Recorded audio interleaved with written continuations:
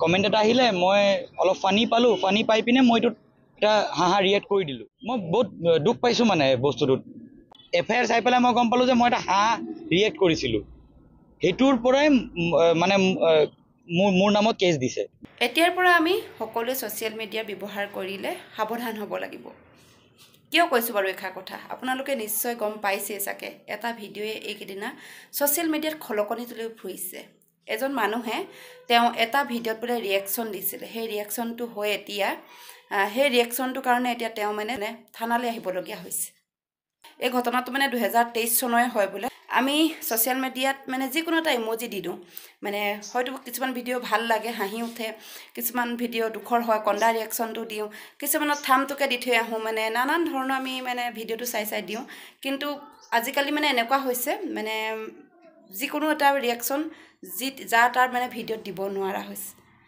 গতিকেলৈ এই মানুহজনেনো কি ক'লে, আমি গোটেই ভিডিঅ'টো যেতিয়া চাওঁচোন আহক।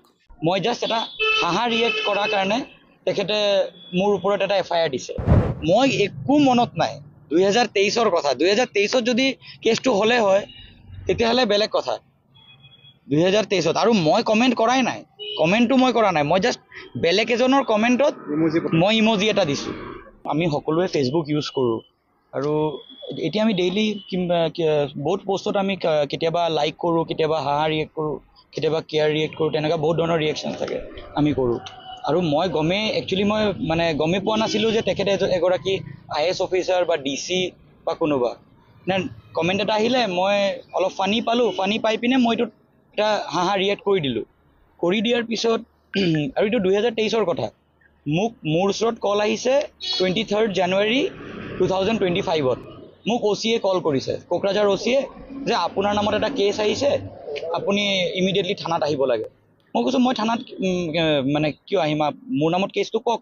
তেখেতে কেছটো ক'বলৈ ৰেডি নহয়, কোকৰাঝাৰ OCয়ে। তেনেকৈ কওঁতে মই ক'লোঁ আপুনি মোক চামন দিয়ক তেতিয়াহ'লে। তেতিয়া মই গম পালোঁ যে মোৰ নামত এটা কেছ ৰেজিষ্টাৰ হৈছে। তাৰপিছত OCয়ে কিন্তু ক'বলৈ ৰেডি নহয়। তাৰপিছতে মই মোৰ অধিবক্তাক ক'লোঁ যে এনেকৈ মোৰ নামত এটা কেছ আহিছে, এনেকৈ কথা। তো তাৰপিছতে অধিবক্তাই OCৰ লগত কণ্টেক্ট কৰিব ট্ৰাই কৰিলে, OCয়ে কেছৰ কথা একো নকয়। তাৰপিছত মোৰ আৰু এজন লয়াৰক মই ক'লোঁ কোকৰাঝাৰ কোৰ্টৰ, তেখেতৰ নাম ডেংকু ব্ৰহ্ম। তেখেতে মোক সহায় কৰিলে আপোনাৰ চাৰ্টিফাই কপিটো ওলাবৰ কাৰণে। তেতিয়া মই গম পালোঁ যে মানে অনাৰেবল ডেপুটি কমিশ্যনাৰ মিছ বৰ্ণালী ডেকা মেডামে মই জাষ্ট এটা হাঁহা ৰিয়েক্ট কৰাৰ কাৰণে তেখেতে মোৰ ওপৰত এটা FIR দিছে। তো মই মানে আচৰিত পাইছোঁ মানে যে আজি মই এটা ৰিয়েকশ্যন দিয়াৰ কাৰণে মই আজি ঢেকীয়াজুলিৰ পৰা কোকৰাঝাৰ কোৰ্টত আহিবলগীয়া হ'ল, মই বেইল ফাইল কৰিবলগীয়া হ'ল। তো মানে নিজকে বহুত বহুত কিবা লাগিছে যে আজি DC এগৰাকীৰ কিমান কাম থাকিব পাৰে। মইতো একচুৱেলি মই গম পোৱা নাছিলোঁ যে মই এজন DC বা IAS অফিচাৰৰ কমেণ্টত এনেকুৱা ৰিয়েক্ট কৰি আছিলোঁ বা কিবা কৰি আছিলোঁ। তো মই বহুত দুখ পাইছোঁ মানে বস্তুটোত, যে আজি মানে এগৰাকী DC হৈ পিনে তেখেতে যে মোৰ নিচিনা এজন নৰ্মেল মানুহৰ মানে ওপৰত যে এনেকুৱা এটা হেৰেছমেণ্ট কৰিলে যে মোক, এটা জাষ্ট ফৰ এ ৰিয়েকশ্যন। আজি মানে কিমান ক'ত কিমানে ৰিয়েকশ্যন কৰি থাকে। আজি চাওক, তেখেত কোকৰাঝাৰতো DC আছিলে, এতিয়া মেডাম এতিয়া নলবাৰীৰ DC হয়। আজি এজন DCৰ ওচৰতো চবে ভাল কথা লৈ পেলাই নাযায়, কিমান অভিযোগ লৈ পেলাই যায়। তাৰমানে এতিয়া যদি কাইলৈ যদি তেখেতৰ ওচৰত কিমানে যদি বেয়া অভিযোগ লৈ পেলাই যায় বা কিবা লৈ পেলাই যায়, তেখেতে তেতিয়াহ'লে নৰ্মেল মানে আজি যদি মোৰ নিচিনা এজন নৰ্মেল পাব্লিকৰ লগত যদি এনেকুৱা কৰিছে, তো বেলেগ নৰ্মেল পাব্লিকৰ লগতো চাগে তেখেতে আৰু কিবা কিবি কৰি পেলাব পাৰে। 2023ৰ কথা মোৰ এতিয়া মনতে নাই। এতিয়া দাদা আপুনিও চাগে ফেচবুক কৰে, আপোনালোকে চবে চাগে ফেচবুকত 2023ত আপুনিও কিমান জেগাত কমেণ্ট কৰিছে, কিমান জেগাত লাইক কৰিছে, আপোনাৰো চাগে মনত নাই, মোৰো মনত নাই। মই জাষ্ট ইমানটো FIR চাই পেলাই মই গম পালোঁ যে মই এটা হাঁহ ৰিয়েক্ট কৰিছিলোঁ, সেইটোৰ পৰাই মানে মোৰ নামত কেছ দিছে। মানে মোৰ অধিবক্তাই কোৱা মতে মিষ্টাৰ নৰেশ বৰুৱাৰ নাম মানে মানুহ এজনৰ কমেণ্টত বোলে মই হাঁহা ৰিয়েক্ট কৰিছোঁ। মই একো মনত নাই, 2023ৰ কথা। 2023ত যদি কেছটো হ'লে হয় তেতিয়াহ'লে বেলেগ কথা। 2023ত আৰু মই কমেণ্ট কৰাই নাই, কমেণ্টটো মই কৰা নাই, মই জাষ্ট বেলেগ এজনৰ কমেণ্টত মই ইম'জি এটা দিছোঁ। আৰু ইম'জিও মই দিয়া নাই, মই জাষ্ট কমেণ্টটোত এই যে লাইক অপশ্যনত যে এটা আপোনাৰ আজিকালি যে ওলাই যে হাঁহা ৰিয়েক্ট সেইটোৱে কৰিছোঁ মই।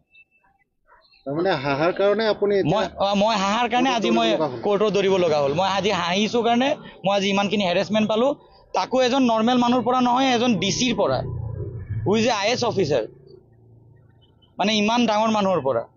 হাঁহায়ে অপৰাধ হ'ল মোৰ হাঁহাটোৱে আজি ডেটত মোৰ কাৰণে এটা অপৰাধ হ'ল। আৰু মই আজি হাঁহাৰ কাৰণে আজি মই ইমান কষ্ট পালোঁ, ইমান হেৰেছমেণ্ট পালোঁ।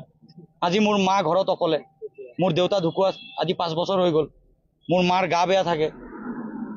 আজি আপুনি বেল পালে? আজি মই বেল পালোঁ।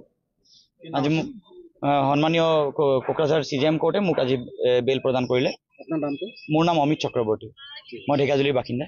দিয়া হৈছিলে আপোনাৰ 24/4/2023। তাত কমেণ্ট কোনোবা নৰেশ বৰুৱা নামৰ মানুহে কোনোবাই কমেণ্ট দিছিলে, তাত অমিত চক্ৰৱৰ্তীয়ে খালি হাঁহাৰ এটা ৰিয়েকশ্যন দিছিলে ফেচবুকত, সামাজিক মাধ্যমত, আৰু তাকে লৈ পেলাই তেওঁ FIR ৰুজু কৰে। আৰু সেই কেছৰ আজি আমি বেল ফাইল কৰিছোঁ, যিহেতু কোকৰাঝাৰ পুলিচে তেওঁক বিচাৰি আছিলে, অমিত চক্ৰৱৰ্তীক, আজি 2 বছৰ পিছত।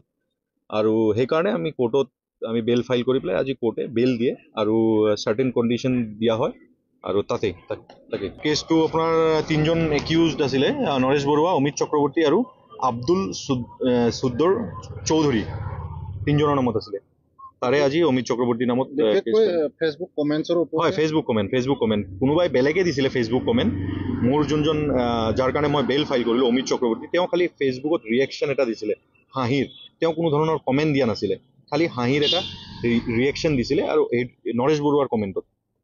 তাকে লৈ পেলাই কেছ ৰুজু হয় আৰু আজি বেল ফাইল কৰা হ'ল। হাঁহাৰ কাৰণে দিছে নেকি? স্মাইলিং কৰাৰ কাৰণে? স্মাইলিং হাঁহাৰ কাৰণে দিছে। হাঁহিৰ যোনটো আমাৰ ইমজি থাকে তাত ফেচবুকত, সেইটো দিয়াৰ কাৰণে কেছ ৰুজু হয়। বৰ্ণালী ডেকা DC আছিলে কোকৰাঝাৰৰ? হয়, তেতিয়া তেওঁ DC আছিলে বুলি গম পালোঁ এই কোকৰাঝাৰৰ, তেতিয়াই কেছটো ৰুজু কৰা।